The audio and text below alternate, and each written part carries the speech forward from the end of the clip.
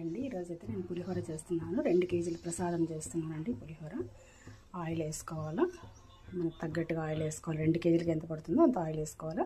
Oil అయితే వేడెక్కింది. కొద్దిగా శనగపప్పు అండి, కొద్దిగా ఉద్దిపప్పు, పల్లీలు, ఆవాలు, కొద్దిగా జీలకర్ర, పల్లీలు అయితే వేగిపోయినాయి. నువ్వులు వేసుకుందాము. చిన్న చిన్న ముక్కలు కట్ చేసుకొని పచ్చిమిర్చి వేసుకోవాలండి, కారం తగ్గట్టుగా. అయితే కొంచెం మగ్గిపోయినవి. కొద్దిగా బెల్లం వేసుకోవాలి. 2 కేజీల రైస్ కాబట్టి కొంచెం వేసుకోవాలండి, చూసుకొని నేను ఇంగు వేద్దామండి.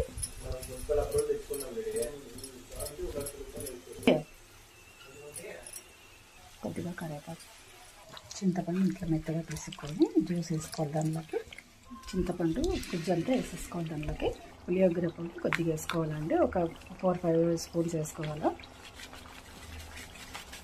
గుజ్జు అయితే రెడీ అయిపోయింది. కొద్దిగా కొత్తిమీర వేసేసుకుందామండి. చిన్నగా కట్ చేసుకుని కొత్తిమీర వేసేసుకుందామండి చివరిలో కొంచెం చల్లగైనాక. గుజ్జు అయితే రెడీ అయిపోయింది. Like and subscribe my channel friends. Thank you.